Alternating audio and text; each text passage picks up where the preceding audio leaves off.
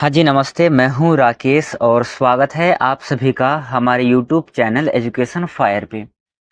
अभी BPSC TRE 4.0 का exam होने वाला है। हालांकि अभी नोटिफिकेशन नहीं आया, पर बहुत ही जल्द आपके सामने बीपीएससी टीआरई 4.0 की वैकेंसी देखने के लिए मिलेगी। हमें जो है पहले से प्रिपेयर रहना है, पहले से तैयारी करके रखना है।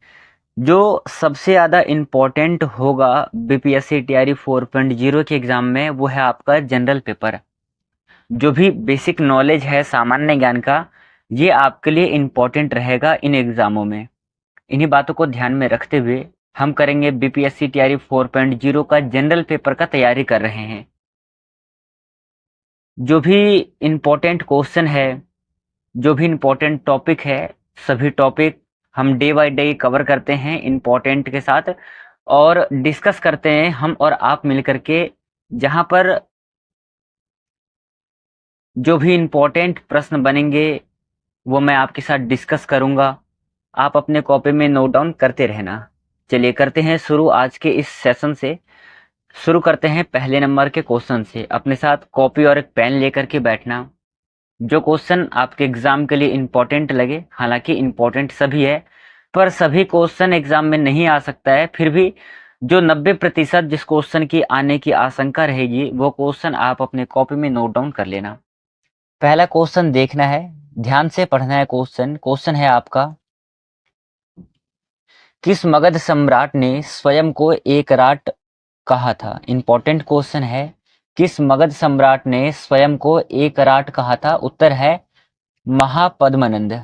ऑप्शन नंबर जो है महापद्मनंद सही आंसर हो जाएगा। अगला प्रश्न है कि अभिलेखों में किस शासक का उल्लेख प्रियदर्शी प्रियदर्शी एवं देवानाम प्रिय के रूप में किया गया है? सही उत्तर है आपके सामने नीचे ऑप्शन में है अशोक। अशोक को उनके अभिलेखों में देवानाम प्रिय या फिर प्रियदर्शी कहकर के संबोधित किया गया है। अशोक किस वंश से संबंध रखते हैं? प्यारे साथियों, ये मौर्य वंश से संबंधित है। अशोक किस लिए इतना प्रचलित हुआ, समाज में क्यों इतना फेमस हुआ? ये अपने शासन के 8वें वर्ष में राजा बनते हैं। राजा बनने के बाद 8 वर्ष बाद ही क्या करते हैं, कलिंग युद्ध पर विजय करते हैं और वहां पर कई ऐसे लोग मारे जाते हैं जिससे कि इनको अत्यंत शोक होता है, दुख होता है और इसके बाद सम्राट अशोक बौद्ध धर्म को स्वीकार कर लेते हैं। तो ये चीज आपको याद रखना है। अगला प्रश्न है चौथे नंबर का, तीसरा प्रश्न है, गुप्त वंश के किस शासक को भारत का नेपोलियन कहा जाता है? किस वंश को भारत का नेपोलियन कहा जाता है? ऐसा कौन सा शासक है गुप्त वंश में? जल्दी से फटाफट कमेंट करके आप इसका उत्तर देंगे। बताना क्या होगा इस प्रश्न का सही आंसर। आप लोग बहुत ही सही उत्तर दे रहे हैं। इसका जो सही उत्तर है वो होगा समुद्रगुप्त, जैसे कि आपको नीचे दिख रहा है सेशन में। समुद्रगुप्त को भारत का नेपोलियन कहा जाता है। यहाँ तक यदि आपको क्लियर है, यहाँ तक समझ में आ गया, यदि आपने इसको नोट कर लिया है तो इसके विषय में और कुछ हम इम्पोर्टेंट बातें नोट करेंगे, जैसे कि आप मेरे साथ नोट डाउन करना। सबसे पहले गुप्त वंश के संस्थापक कौन है? मैं आपको कई बार बता चुका हूं इस वंश के संस्थापक के बारे में। इस वंश के संस्थापक है श्रीगुप्त। प्यारे साथियों, गुप्त वंश के संस्थापक है श्रीगुप्त। और इसकी उपाधि क्या है? इसको किस उपाधि से संबोधित किया गया है, किस उपाधि से नवाजा गया है? आपको अपने कॉपी में नोट डाउन करना है। गुप्त की उपाधि है महाराजा। इसके बाद श्रीगुप्त के बाद में शासक बनते हैं गुप्त वंश के चंद्रगुप्त प्रथम बनते हैं। पहले कौन बनते हैं? चंद्रगुप्त प्रथम। गुप्त वंश के सेकंड राजा बनते हैं चंद्रगुप्त प्रथम। गुप्त वंश के संस्थापक है श्रीगुप्त। इसके बाद शासन बनते हैं चंद्रगुप्त प्रथम। चंद्रगुप्त प्रथम को किस उपाधि से नवाजा गया है? इसकी उपाधि क्या है? कई बार पेपर में उपाधि पूछ लिया जाता है तो आपको नोट डाउन करना है महाराजा धीराज। महाराजा धीराज ये उपाधि किसकी है? तो ये उपाधि है चंद्रगुप्त प्रथम की। और चंद्रगुप्त प्रथम के बाद यहाँ के शासक बनते हैं समुद्रगुप्त, जिसके दरबारी कवि कौन थे? समुद्रगुप्त के दरबारी कवि का नाम क्या था? हरिसेन। हरिसेन एक बुक लिखते हैं जो कि नाम है बुक का प्रयाग प्रशस्ति। और समुद्रगुप्त की उपाधि क्या है? आपको याद रखना है, समुद्रगुप्त की उपाधि है कविराज। इनको कविराज की उपाधि से नवाजा गया है। इस क्वेश्चन का सही आंसर है आपका समुद्रगुप्त। और गुप्त वंश से रिलेटेड जो अन्य एग्जाम में पूछे गए थे वो ये सारे क्वेश्चन थे, तो आप अपने कॉपी में इसे नोट डाउन कर लेना। अगला प्रश्न है, गुप्त वंश के किस शासक को विक्रमादित्य भी कहा जाता है? गुप्त वंश के किस शासक को विक्रमादित्य भी कहा जाता है? सही उत्तर है चंद्रगुप्त द्वितीय को विक्रमादित्य कहा जाता है। भाई आपको याद रखना है चंद्रगुप्त द्वितीय किसके पुत्र थे? पुत्र थे समुद्रगुप्त। समुद्रगुप्त के पुत्र थे चंद्रगुप्त द्वितीय और इन्हीं को विक्रमादित्य के नाम से संबोधित किया गया। विक्रमादित्य चंद्रगुप्त सेकंड को कहा जाता है। समुद्रगुप्त के विषय में अभी आपने पढ़ा है, समुद्रगुप्त को भारत का नेपोलियन कहा जाता है। एक प्रश्न और यहाँ से बनेगा कि गुप्त वंश को क्या कहा जाता है? तो गुप्त वंश को भारत का स्वर्णकाल कहा जाता है। स्वर्णकाल कहा जाता है। क्लियर है? यहाँ तक आपने अपने कॉपी में नोट डाउन कर लिया है, ऐसा मैं उम्मीद करता हूं। तो हम करते हैं अगला प्रश्न आज का। अगला प्रश्न है कि मौर्य वंश के पश्चात किस वंश का राज्य स्थापित हुआ था? सबसे पहले आपका है मगध। ये उस समय का केंद्र बिंदु था, मेन पॉइंट था ये। यहाँ पर कई सारे राजाओं ने शासन किया है, जिनमें से कि सबसे पहला वंश जो था वो था बृहद्रथ वंश शासन करने वाला। पर यहाँ पर प्रश्न में क्या पूछा जा रहा है कि मौर्य वंश के पश्चात किस वंश का राज्य स्थापित हुआ था? यहाँ पर है मौर्य वंश के बाद यहाँ पर है शुंग वंश। क्यों? क्योंकि मौर्य वंश को सबसे पहले हमें समझना पड़ेगा थोड़ा, फिर इसके बाद ये समझ में आएगा। मौर्य वंश के संस्थापक है आपके चंद्रगुप्त मौर्य। चंद्रगुप्त मौर्य मौर्य वंश के संस्थापक है। और इसी वंश के मौर्य वंश के अंतिम राजा जो थे वो थे बृहद्रथ। ओके है।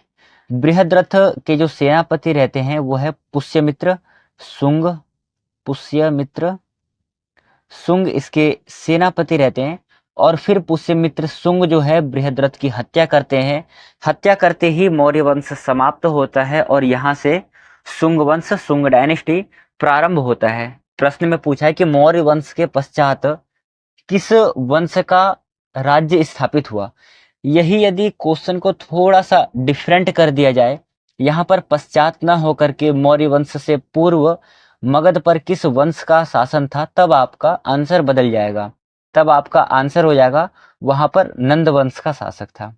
ओके है,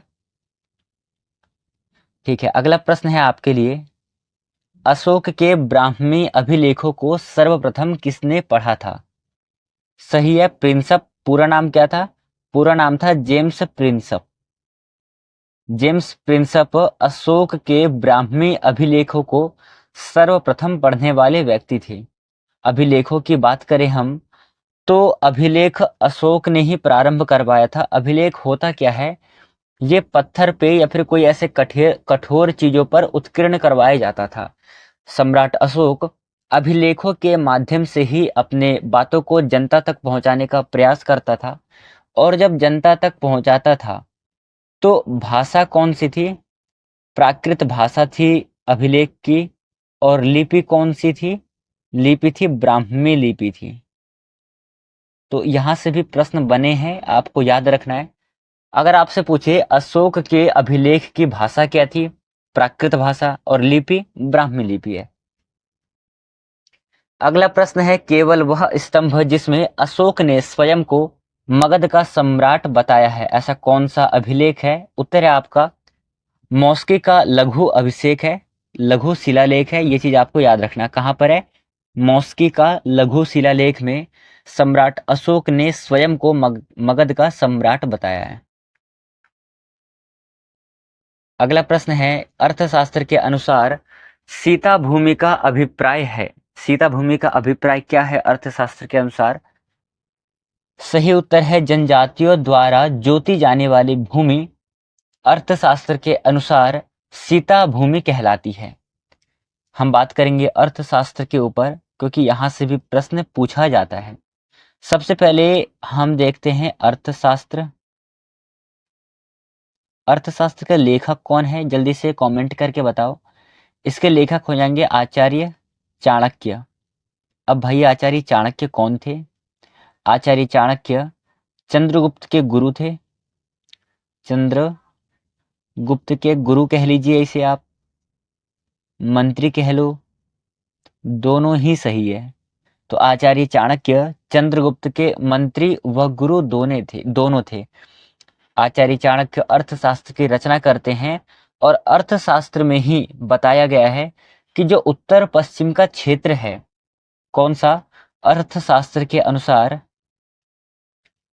उत्तर पश्चिम का क्षेत्र किसके लिए प्रसिद्ध है? उत्तर पश्चिम का क्षेत्र कंबल के लिए प्रसिद्ध है, और जो दक्षिण का क्षेत्र है वो सोना और कीमती पत्थरों के लिए प्रसिद्ध है। चलिए अगला प्रश्न है कि सैंड्रोकोटस से चंद्रगुप्त मौर्य की पहचान किसने की? सही उत्तर है विलियम जोन्स, आपका करेक्ट आंसर है। अगला क्वेश्चन है, वह स्रोत जिसमें पाटलिपुत्र के प्रशासन का वर्णन उपलब्ध है वह है? सही उत्तर है इंडिका। इसके विषय में थोड़ा डिटेल रूप में हम चर्चा करते हैं। सबसे पहले आप ये देखिएगा, इंडिका नामक जो बुक है इसके लेखक कौन है? मेगस्थनीज। प्यारे साथियों, मेगस्थनीज इंडिका नामक बुक के लेखक है। और जब मेगस्थनीज भारत आया था तो वहां पर पाटलिपुत्र का वर्णन किया था। जो पाटलिपुत्र के राजा है, शासन व्यवस्था की वर्णन करते हैं और कहते हैं कि पाटलिपुत्र में जो तोता है वो भी प्रशिक्षित होता है। क्यों? क्योंकि जब राजा पालकी से जाते थे वहां पर 4 बाजूबंद महिलाएं उसके आसपास होती थी, और पालकी के ऊपर प्रशिक्षित तोता होते थे जो कि आगे की राह दिखाते थे, संकटों से हमें उभारते थे। इन चीजों को देखते हुए वो बहुत प्रसन्न होता है, आश्चर्यचकित होता है कि ये कैसे हो गया। फिर मेगस्थनीज ही एक बुक लिखते हैं इंडिका नामक, और इसी में पाटलिपुत्र के प्रशासन की वर्णन करते हैं, चर्चा करते हैं। क्लियर है यहां तक? अगला प्रश्न करना। अगला प्रश्न है, बिहार में भांगर मिट्टी मिलती है? सही उत्तर है पूर्णिया, सहरसा, दरभंगा, मुजफ्फरपुर। इन क्षेत्रों में बिहार में भांगर मिट्टी मिलती है। अगला प्रश्न है, बिहार राज्य में सबसे लंबा रेल पुल किस नदी पर बना है? सबसे लंबा रेल पुल सोन नदी पर बना है। और आप सभी को बहुत ही बेहतरीन तरीके से पता है, मुझे ये भी पता है कि सोन नदी के दक्षिण में, कहां पर? सोन नदी के दक्षिण में मगध साम्राज्य स्थित है। मगध राज्य था।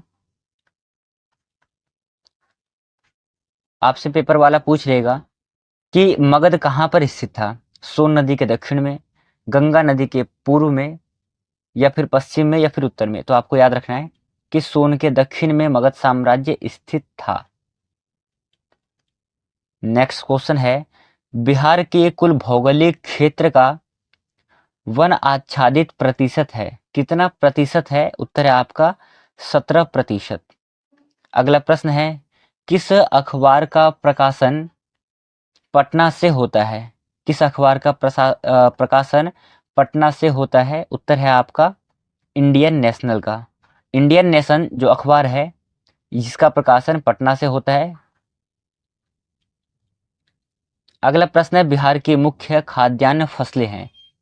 चावल, गेहूं और मक्का बिहार की प्रमुख खाद्यान्न फसलें हैं।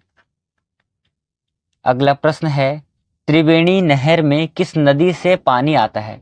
मोस्ट इंपॉर्टेंट क्वेश्चन है। सही उत्तर है गंडक नदी से त्रिवेणी नहर में पानी आता है। ये चीज आपको अपने कॉपी में ये प्रश्न नोट डाउन कर लेना है। अगला क्वेश्चन है, कौन दो नदियां अमरकंटक से उद्गमित है? कहां से उद्गमित है? अमरकंटक से उद्गमित है। उत्तर है आपका नर्मदा और सोन नदी। अगला प्रश्न है 18वां नंबर का, वर्तमान में बिहार में संपत्ति का मुख्य स्रोत क्या है? संपत्ति का मुख्य स्रोत है कृषि। और यदि हम बात करें कृषि की, तो कृषि का प्रारंभ नवपाषाण काल में प्रारंभ हुआ था। नवपाषाण काल में कृषि प्रारंभ किया गया था और ये लगभग 8000 साल पहले कृषि का प्रारंभ कहां पर हुआ था? कोई बताएगा? 8000 वर्ष पूर्व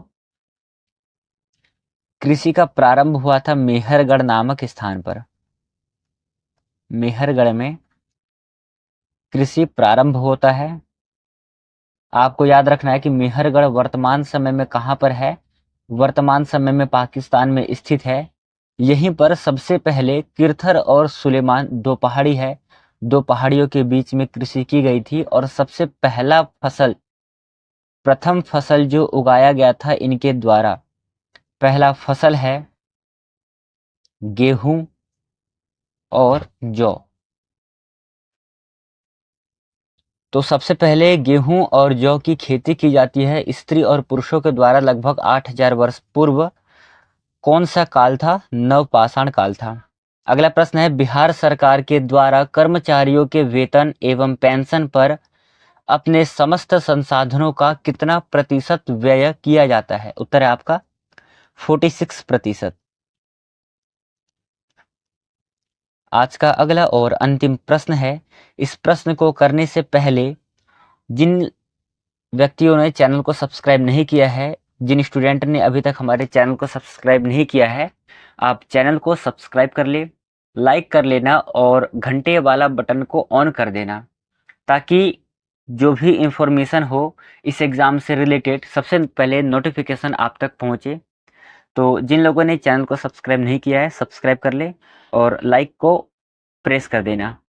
अगला प्रश्न है कि वर्ष 2006 से 7 में बिहार का विकासात्मक व्यय इसके कुल व्यय का था, तो लगभग 60% था। ये बहुत ही उम्दा आंकड़ा है जो कि आपको अपने कॉपी में नोट डाउन करना है। तो बीपीएससी टीआरई 4.0 के जो भी इंपॉर्टेंट सामान्य ज्ञान थे इनके ऊपर हमने डिस्कस किया है और ऐसे ही लगातार हम सेशन बाय सेशन डेली सुबह 7 बजे क्लास को प्रारंभ करते हैं। जो भी इम्पोर्टेंट टॉपिक आपके एग्जाम में लगा है उन टॉपिक से रिलेटेड एमसीक्यू फॉर्म में मैं प्रश्न करवाता हूं आपको, और कई सारे बच्चे करते भी हैं और अच्छा रिस्पॉन्स देते हैं। तो यदि आपको भी बेहतर से बेहतरीन तैयारी करनी है तो हो जाइए तैयार, आप हमारे चैनल से जुड़िए और करेंगे हम बेहतरीन तैयारी। अभी तो हम फिलहाल जो सामान्य ज्ञान है इनके ऊपर डिस्कस करते हैं, फिर बाद में जो प्रीवियस ईयर के क्वेश्चन है, पिछले साल के प्रश्न पत्र हैं, उनके ऊपर भी हम डिटेल रूप में डिस्कस करेंगे। करते हैं सेशन को समाप्त, मिलेंगे कल के सेशन में। ध्यान रखना अपना। जय हिंद साथियों, कल के सेशन में मिलते हैं।